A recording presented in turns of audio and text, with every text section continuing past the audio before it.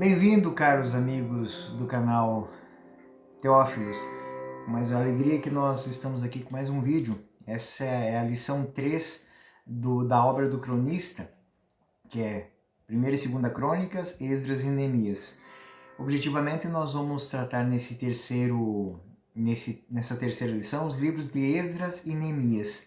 Esses livros que originariamente estavam unidos ao livro de Crônicas.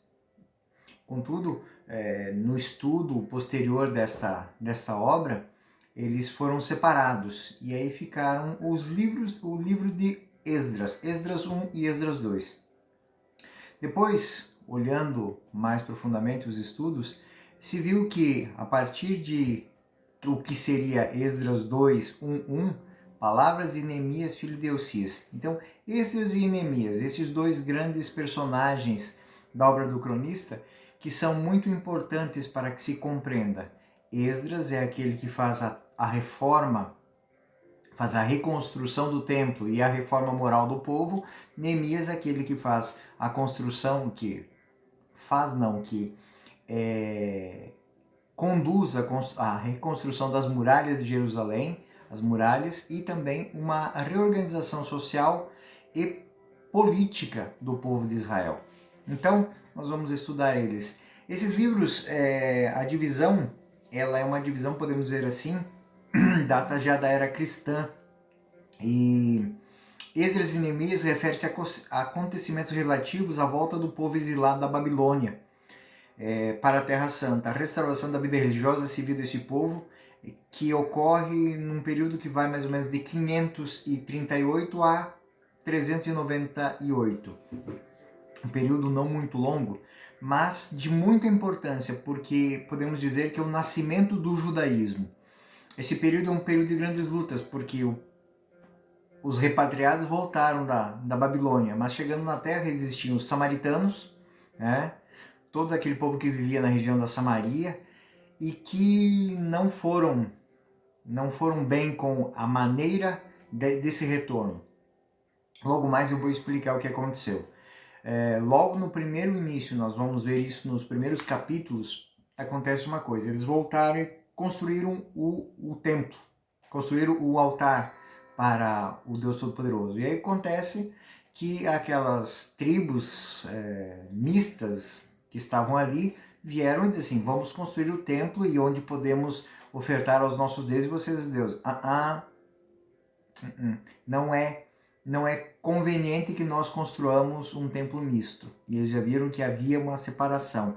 Vocês que estavam aqui, vocês são um povo. Nós que viemos do exílio somos outro povo. E aí vai haver os recenseamentos, as genealogias que mostram muito bem que eles queriam ter certeza de que este povo era um povo fiel, Então esse foi um período de grandes lutas, exatamente por causa disso, né? A terra já tinha dono, né? Os meios-sangue dos judeus hostilizaram esses e os contavam como estrangeiros, especialmente no tratar de casamentos, né? Os casamentos mistos, eles vão ser por Esdras abolidos, né? Então, judeu casa com judeu. Então, o povo foi superando, no passar do tempo, essas dificuldades, mas assim, ficou claro que o povo de judeu, que voltaram do exílio, era um povo que mantinha fidelidade ao Deus da aliança. E aí vamos para o tema do livro do Esdras, né? O livro de Esdras divide-se em duas partes, que é a primeira, aquela que eu disse, é a construção e dedicação do templo. Nós pegarmos Esdras 1, 6 a 22, é um altar erguido no ano de 537 sobre o local do templo antigo. Isso é narrado lá em Esdras 3, 1, 13. Vamos pegar o texto aqui. Esdras 3, 1, 13 vai narrar para o seguinte: tendo chegado o 7º mês e estando os filhos de Israel instalados em suas cidades, todo o povo se reuniu como um só homem em Jerusalém. Então Josué, filho de Josedeque, e seus irmãos sacerdotes, bem como Zorobabel, filho de Salatiel, e seus irmãos, principiaram-se a reconstrução do altar do Deus Israel, e ofereceram os holocaustos como a lei de Moisés, homem de Deus, prescrevia. Muito interessante essa expressão, homem de Deus. Davi, homem, rei aos olhos de Deus. Moisés, legislador aos olhos de Deus, homem aos olhos de Deus. Então essa é a dinâmica que vai conduzir essa história. Então a obra foi interrompida por causa da hostilidade dos samaritanos. Os samaritanos, quando viram que eles não queriam conversa com eles, se colocaram na posição de inimigos mesmo, né? Então isso é citado até por Jesus, né? Será neste monte ou em Jerusalém que nós temos que levar o culto ao Deus Altíssimo? Diz assim, nem aqui nem em Jerusalém. Chegará um momento em que será em espírito e verdade. Porém, não era este o momento ainda. O momento lá era a reconstrução de Jerusalém. O templo está em Jerusalém, a unidade. Uma vez feita a reconstrução e dedicação do templo, Esdras propõe ao povo de Israel, que tinha voltado do exílio, uma reforma moral. Nós vamos pegar lá o capítulo 7 de Esdras, vai falar exatamente disso, né? Após esses acontecimentos, sob o reinado de Artaxerxes, rei da Pérsia, chegou Esdras, filho de Saraías, filho de Azarias, filho de Elcias, filho de Selum, filho de Sadoc, filho de Aquitob. Ou seja, eles estão colocando toda a genealogia para dar a segurança de que este homem é digno de conduzir o povo. Este Esdras vinha da Babilônia, era um escriba versado na lei de Moisés, dada pelo Senhor, Deus de Israel. Com a mão do Senhor, seu Deus, repousasse sobre ele, o rei concedeu tudo o que pediu. Com ele, vários israelitas, sacerdotes e levitas, cantores, porteiros e natineus voltaram para Jerusalém no 7º ano do rei Artaxerxes. Chegou Esdras a Jerusalém no 5º mês do 7º ano do rei. E foi o primeiro dia do mês que partiu da Babilônia. Chegou a Jerusalém no primeiro dia do 5º mês, por mão benevolente de Deus, ou seja, a obra a ser efetuada por Esdras era a ação de Deus. Então, Esdras promoveu uma reforma do povo, principalmente algo que deixou os samaritanos muito enfurecidos, que foi a separação dos casamentos mistos.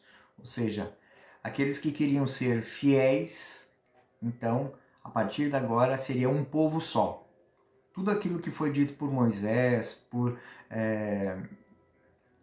Samuel,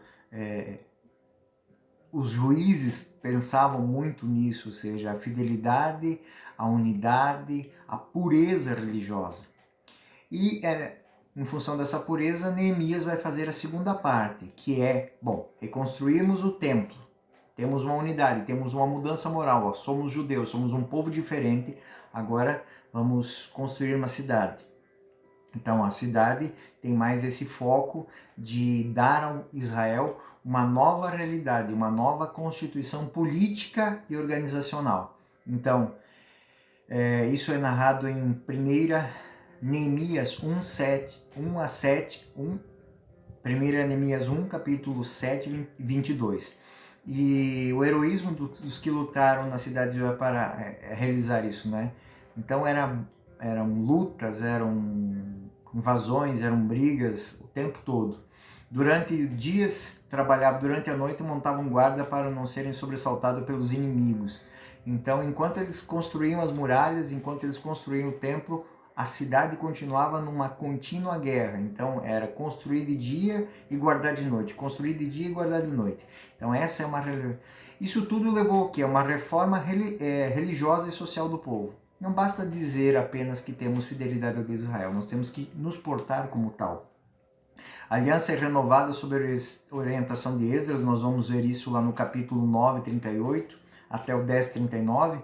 Os muros de Jerusalém foram solenemente dedicados, ou seja, é uma cidade de paz, é uma cidade santa, e o povo se adaptou aos preceitos litúrgicos e às normas sociais da lei de Moisés. É um retorno ao Deuteronômio. Então, capítulo 12, 43 ao 13, 31 vai mostrar esse retorno. Então, assim, só para a gente iluminar isso aqui, quando nós pegamos o capítulo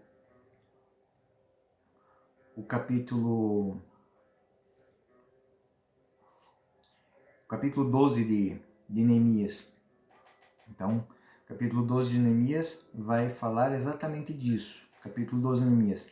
Lista dos sacerdotes e levitas que voltaram com Zorobabel, filho de Salatiel, e com Josué, Saraias, Jeremias e Esdras. E aí coloca toda uma lista dos sacerdotes, né? Tais eram os chefes dos sacerdotes e seus irmãos no templo de Josué. Os levitas, né?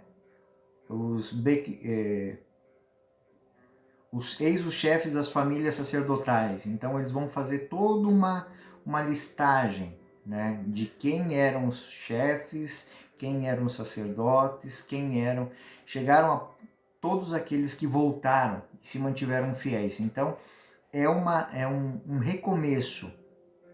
É um recomeço para este povo.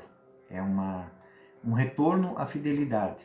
Bom, os primeiros capítulos de Esdras são ajustados pela notícia fornecidas pelo profeta Ageu, Zacarias e Malaquias.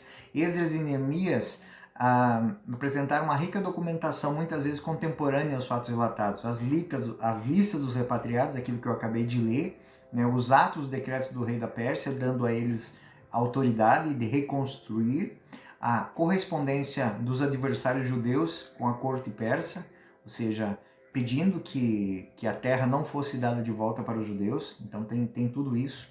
Deve-se observar, porém, que a exegese ou interpretação de Esdras e Neemias é muito difícil, pois os documentos citados não se acham em ordem cronológica. Então, estão reunidos toda a documentação, mas ela não está numa ordem cronológica, né? Os acontecimentos da época do rei Dário I da Pérsia são narrados após o reinado de Xerxes, né? Então, algo que aconteceu em 521 é narrado depois de 464, né? Depois de 424, quando na verdade são anteriores.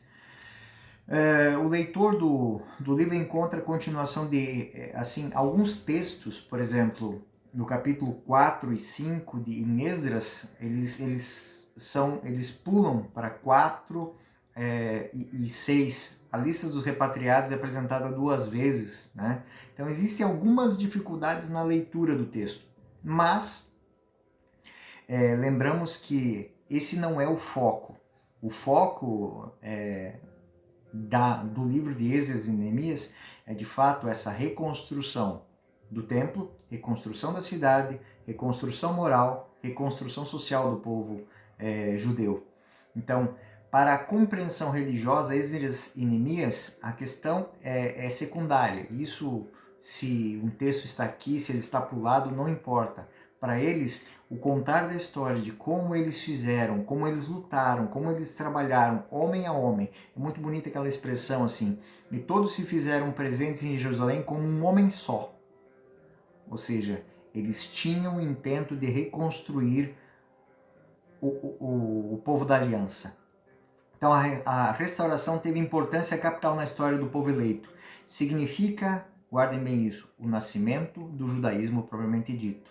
Nós temos a história do povo de Israel, mas se perguntarem onde nasceu o judaísmo nasceu nas mãos de Esdras e Neemias, na volta do exílio babilônico. O judaísmo vem de Judá, ora, tribo que volta do exílio e que reconstruir a vida do povo messiânico. A tribo de Davi, o futuro Messias. O judaísmo, assim, oriundo tem características. Então, primeiro, a primeira característica do judaísmo que nasceu é a noção de Deus cada vez mais transcendental, né?